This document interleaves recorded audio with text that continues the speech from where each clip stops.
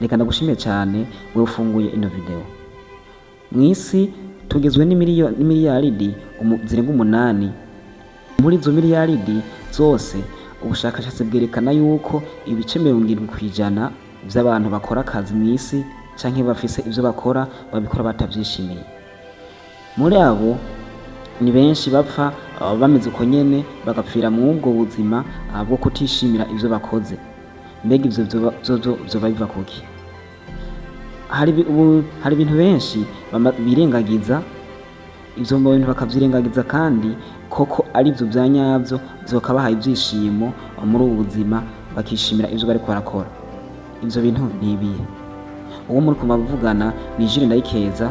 Ndakwibutsa utarakora subscribe niko kanya ngo uyikore, ukore like, ugire na commentaire canke comment mugabo comment canke commentaire uze kuyitera inyuma y'ikiganiro, inyuma y'iyi video udusangize ivyo utahuye muri video.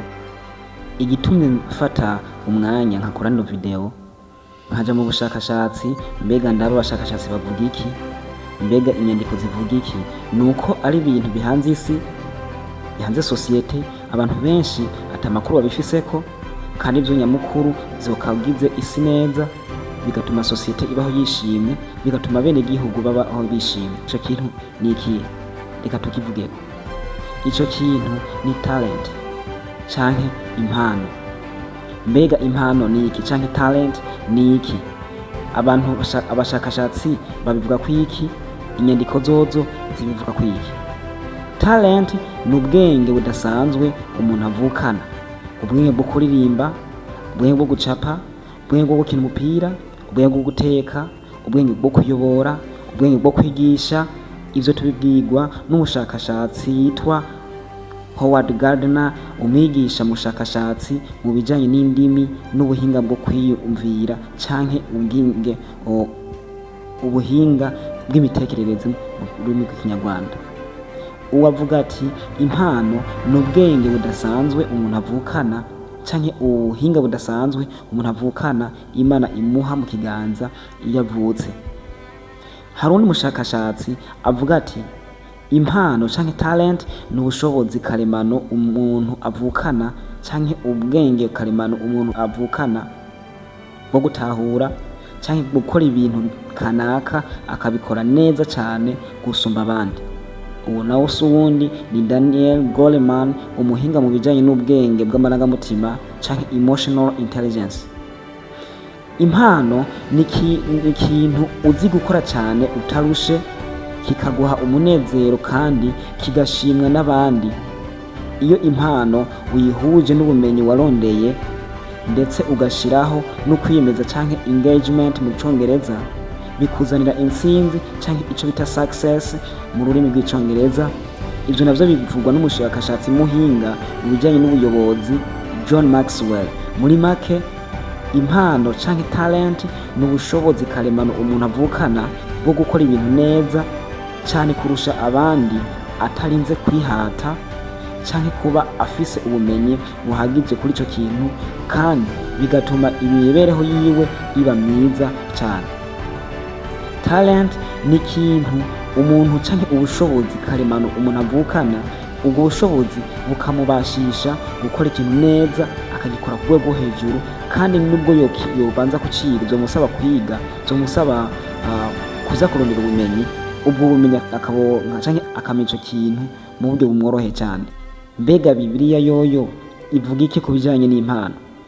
Tubisanga muri Yakobo igice caho ca mbere ku murongo wa 17 avuga hati, gutanga kose kwiza ni ingabire yose itunganye rwose biva mu ijuru, vyoruruka biva kuri se w'imico adashobora guhinduka canke kugira igitutu gitewe no guhindagurika.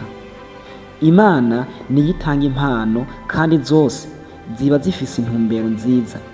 Impano zose ziva ku Mana, niyo izitanga kandi izo mpano zose ziba zigamije intumbero nziza. Tugiye mu gice Paulo yandikiye abikorinto ba mbere igice caho ca 12 guhera ku murongo wa 4 kugeza ku murongo w'7, harerekana ingene Imana yatanze impano zitandukanye kuri buri muntu wese. Buri muntu wese afise impano yihariye ariko zose zihari kugira ngo zikorere hamwe mu gukorera Imana biciye mu gufasha abandi. Zumvikana impano wowe ufise canke impano Imana yaguhaye siyo kugira ngo uyibike canke igukorere wowe nyene, ahubwo ihari kugira ngo ifashe abandi kandi na wewe ikugire akamaro. Tugiye muri Matayo igice cyaho ca 25 guhera ku murongo wa 14 kugeza ku murongo wa 30 harerekana umugani w'ababikijwe italanto. Iki kigabane cerekana ingene Imana itanga impano kugira ngo tuzivyaze umusaruro zunguke cyane. Imana rero ishaka ko buri wese akoresha impano yiwe neza akayivyaza umusaruro akayicuza mu bandi majambo. Tugiye cete ca mbere ca Petero igice cyaho ca 4 ku murongo wa 10 havuga ati nk'uko umuntu wese yagabiwe ingabire muzigaburirane nk'uko bibereye ababwiriza beza b'ubuntu bw'Imana bw'uburyo bwinshi. Zumvikana ko Imana yatanze ingabire isabagire iziha buri muntu wese, ikavuga ati muzigaburiranire. Zumvikana wewe urampa nanje nkaguha ibivuye mu mpano yiwanje nawe ukampa ibivuye mu mpano yiwawe. Mu cete ca kabiri ca Timoteyo igice cyaho ca mbere ku murongo wa 6 niho herekana hati nico gituma nkwibutsa gufurura ingabire y'Imana iri muri wewe ngo yake yagushizwe no kurambikwa kw'ibiganza vyanje. Timoteyo yariko yibutswa ingabire canke impano talent Imana yamuhaye biciye mu kurambikwa kw'ibiganza.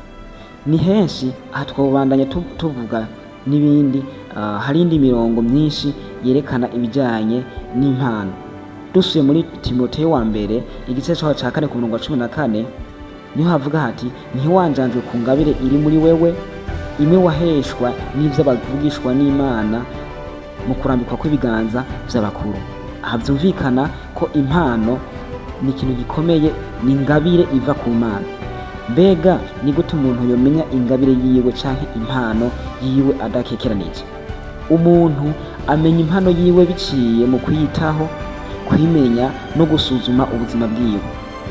Raba ibintu ukunda gukora kuva ukiri muto canke wakunze gukora kuva ukiri muto, ico no kwita mu rurimi rw'igifaransa les passions naturelles, ukabikorana akanyamuneza n'umwete mwinshi ata muntu abigutegetse. Akarorero kuririmba, kwigisha, gutunganya ibintu ukabitondeka neza bikaja ku murongo, gushushanya ndetse n'ibindi. Ica kabiri gishobora kugaragariza yuko canke gishobora kukwereka neza canke gishobora kukumenyesha neza udakekeranya impano yawe, nuko utega amatwi abandi bantu bagukikuje ukumva ivyo bakuvugako. Abantu benshi barashobora kubona impano yawe canke impano iri muri wewe n'imbere yuko wewe uyimenya canke uyibona. Akarorero ukasanga ufise ijwi ryiza, ufise umutima wo gufasha abandi, ukaba uri umuyobozi mwiza. Abantu benshi bakakubwira bati burya wewe ibi nibi urabishoboye, urashobora kuririmba neza, ufise umutima wo gufasha abandi, ukumviriza inama abagukikuje bakubwira. Icya gatatu ni igihe wumva wishimiye ivyo ukora n'igihe ubona utakibikora canke wabihagaritse, ukabura amahoro mu mutima wawe, ukabandanya ubikwibutsa. Umutima wawe ukakwibutsa ivyo bintu canke ico gikorwa watakaje utagikora. Mu yandi majambo ubura amahoro mu gihe ico gikorwa utariko uragikora. Ica kane, gerageza ibintu bitandukanye. Hari impano zidahita zigaragaza canke ngo zibonekeze vyoroshe, ariko zirinda kuvumburwa biciye mu kugerageza gukora ibikorwa bitandukanye. Ica gatanu, umenya ko uri mu mpano canke umenyera ko impano yawe udakekeranije, fata umwanya wo kwigako canke ico binokwita mu rurimi rw'igifaransa auto evaluation. Niwibaza uti ni igiki nkora neza kurusha abandi? Ica kabiri, ni igiki nkunda gukora naho ntohembwa noba ndagikora kandi nkagikora neza, nkagikorana umutima wanje wose n'inguvu zanje zose n'ubumenyi bwanje bwose. Ica gatatu, ni igiki nokora mu gufasha abandi no guteza imbere ubuzima bwanje. Mu yandi majambo, ni kihe kintu wumva wishimira gukorera abandi bantu, ukishima ko wakibakoreye, ko bishimye kuba wabo bakora ico kintu, hama kikaguhindura nawe ubuzima. Ikindi ushobora kwibaza uti mbega ni igiki nifuza gusigira isi imbere y'uko mva, ni cyo kintu ushaka gukora imbere y'uko mva. Icya gatandatu gishobora kwereka yuko kugaragaza impano yawe ni uko wosaba ubufasha ku bantu bamaze gusobanukirwa iryo banga ryo kumenya impano y'umuntu. Akarorero, abavyeyi mu gihe batasamaye, mu gihe bafise ubwo bumenyi, bari mu bantu bashobora kugufasha guhishurirwa impano yawe canke talent yawe kuva ukiri muto. Abandi bashobora kubigufashamwo ni abarimu, abigisha bo mw'ishure barashobora kugufasha mu bijanye n'impano yawe, ariko aba barimu saba aribo bose, nibajya bamaze gusobanukirwa ibijanye n'impano, ibijanye n'umuhamagaro wawe. Abandi bashobora kubigufashamwo n'abigisha b'iyobokamana. Abigisha b'iyobokamana nabo bari mu bantu badasanzwe, bafise ubumenyi budasanzwe, ariko aha ndavuga baba bigisha iyobokamana, ariko kandi nabo bari mu mpano y'iwabo, atari bajya usanga ari bamwe nyene ari abo kwironderera amafaranga, bafise ico bita money mission. Aha ndavuga cyane ku bantu bajya ubona ko bafise uwo muhamagaro canke iyo mpano koko yo kwigisha. Ikikugaragariza he kuri mu mpano y'iwawe ni cya gihe wewe wishimira cyane igikorwa uriko urakora. Nkuko nabivuze hejuru, aha mw'isi canke aha hanze dufise ibitigiri by'abantu benshi bapfa canke bakura batazi n'impano z'iwabo.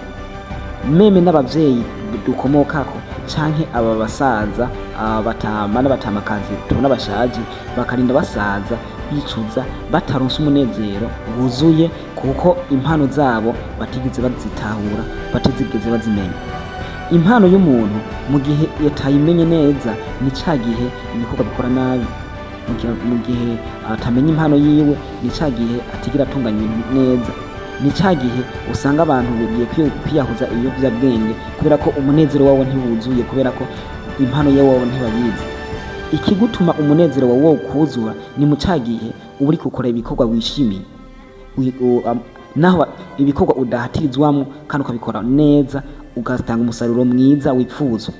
Ni vya bindi ukora ukumva wishimiye kubikorera abantu naho batoguhemba.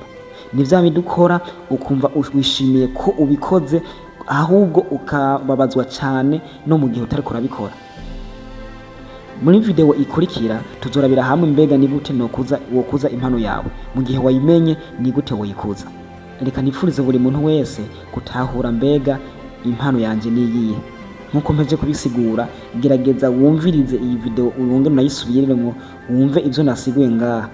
Ibi biri mu bizogufasha gutohoza canke kuvumbura impano iri muri wewe, hama iyo mpano wishira ahagaragara, iyo mpano igukize, iyo mpano igira ikimazi kuri rubanda nyamwinshi canke ku bantu bagukikuje. Reka ngusabe gukora subscribe, ngusabe gukora like, ngusabe gukora comment, bibaye ngombwa usharing canke ukore share canke partage ku bantu benshi, kuko aha mw'isi nkuko nagenda bivuga, muri zimiliyaridi zirenga 8 mw'isi ni benshi batazi impano zabo, batarisobanukirwa, batazi abaribo mu buzima. Rero abo bantu nabo bafise amahirwe adasanzwe ko iyi video inzi kogwa, sibo bonye hahera, si wowe wo kubimenya wenyene, ahubwo nabo wibasangiza nabo bakabimenya mbega impano yanje niyihe, mbega nanje nokora iki, nomenya gute impano yiwanje noyivumbura gute. Reka ndakwipfuza amagara meza, reka ndakwipfurize kwiga gutangura uwo munsi usobanukirwe mbega ni gute nomenya impano yiwanje, mbega impano yanje iri hehe, hama ukora ibintu byishimiye, hama utanga ubusaruro wifuza, hama na ubuzima bwawe bugene neza. Dusubire muri video ikurikira, video izogusigurira mbega ni gute nokuza impano yanje, kandi muri video hazoba harimwo mbega nibehe bihano canke nizihe ngaruka mbi ziba ku muntu atamenye impano yiwe canke atariko arakorera mu mpano yiwe. Umwana uhezagire cyane. Ciao ciao.